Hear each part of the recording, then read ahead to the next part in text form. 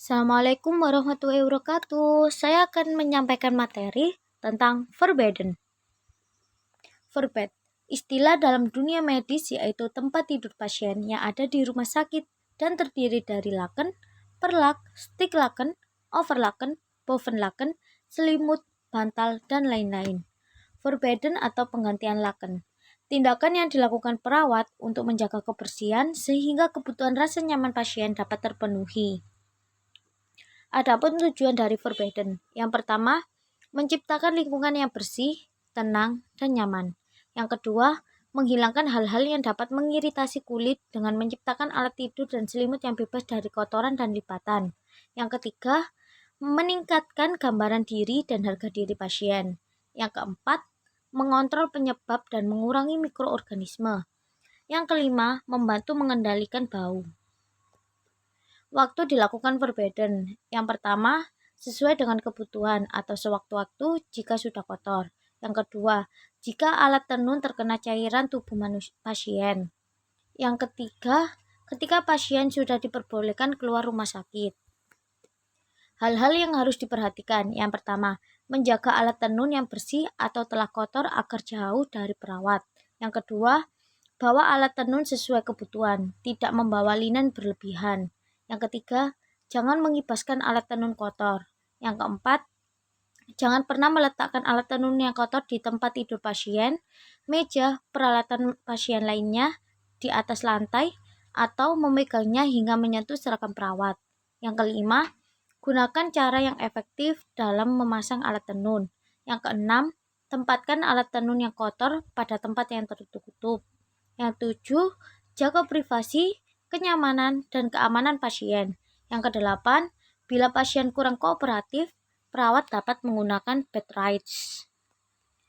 Ada dua jenis forbidden. Forbidden dengan pasien atau disebut occupied bed. Tindakan menggantikan alat tenun yang kotor dengan yang bersih pada tempat tidur pasien dengan pasien di atasnya. Yang kedua, forbidden tanpa pasien, unoccupied bed. Tindakan menggantikan alat tenun yang kotor dengan yang bersih pada tempat tidur pasien tanpa pasien di atasnya. Oke, kita bahas yang pertama, occupied bed. Menggantikan alat tenun yang kotor dengan yang bersih pada tempat tidur pasien dengan pasien di atasnya. Tujuan yang pertama, memberikan perasaan senang pada klien. Yang kedua, mencegah terjadinya dekubitus. Yang ketiga, memberikan kebersihan dan kerapian. Tempat tidur klien yang tirah baring total, sakit keras atau tidak sadar atau koma. Ini bisa dilihat gambarnya seperti itu. Terus yang kedua, unoccupied bed. Tempat tidur yang sudah disiapkan dan masih tertutup dengan penutup spray yang belum ada pasien di atasnya. Tujuan yang pertama, agar dapat dipakai sewaktu-waktu. Yang kedua, agar tampak selalu rapi. Yang ketiga, memberikan perasaan senang nyaman pada pasien. Unoccupied bed terdiri atas 3 tempat tidur jenisnya. Jenis unoccupied bed. Yang pertama, closet bed. Tempat tidur tertutup. Tempat tidur yang disiapkan untuk dipakai sewaktu-waktu dan masih ditutup dengan overlaken. Dengan susunan alat tenun, yang pertama kasur, atasnya laken, habis itu perlak, habis itu stick laken, habis itu boven, selanjutnya selimut, selanjutnya sarung bantal, dan yang terakhir overlaken. Jenis unoccupied bed yang kedua yaitu open bed, tempat tidur terbuka. Tempat tidur yang disiapkan untuk dipakai sewaktu-waktu tanpa ditutup dengan overlaken. Bisa dilihat gambarnya itu seperti itu kurang lebihnya. Terus jenis yang ketiga yaitu ITER bed, tempat tidur pasca operasi. Merupakan tempat tidur yang disiapkan untuk pasien pasca operasi yang mendapat obat bius. Persiapan alat khusus. Yang pertama, ekstra 1 selimut tebal dipasang di permukaan tempat tidur. Yang kedua, 2 buah buli-buli panas atau WWZ, warm water jet, dengan suhu air 35-40 derajat Celcius. Letakkan di mana laken dan selimut pada bagian kaki. Jenis-jenis tempat tidur. Tempat tidur pemeriksaan dan tempat tidur tindakan. Itu contohnya seperti ini. Yang sebelah kiri tempat tidur pemeriksaan, sedangkan yang kanan tempat tidur persalinan. Sudah ada gambarnya, sudah ada keterangannya juga, bisa dibaca. Terus tempat tidur manual itu yang sebelah kiri, ada 2 gambar itu.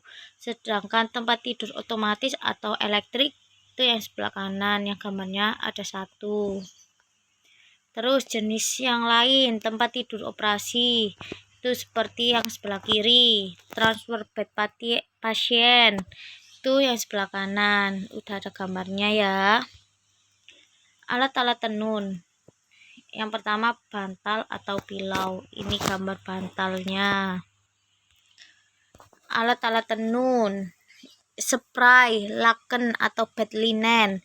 Spray dengan warna polos yang netral, putih, biru muda, hijau muda, atau pink.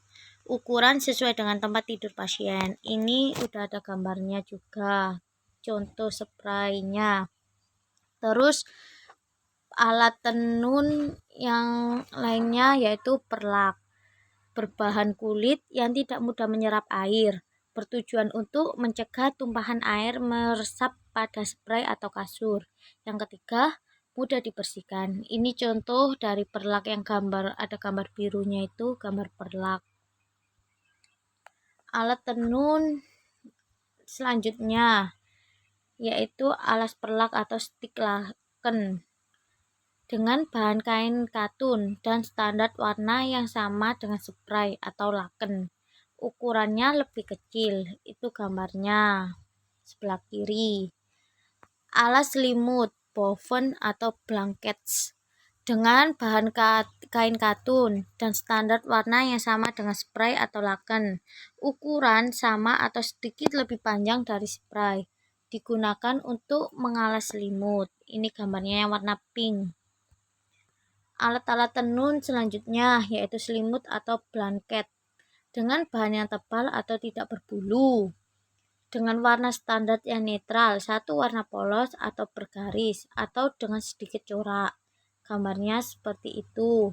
Sedangkan selanjutnya yaitu sarung bantal, ukuran yang disesuaikan dengan jenis bantal, dengan bahan kain katun dan standar warna yang sama dengan spray atau laken. Sekian materi yang saya sampaikan. Apabila ada salah kata, mohon dimaafkan. Wassalamualaikum warahmatullahi wabarakatuh.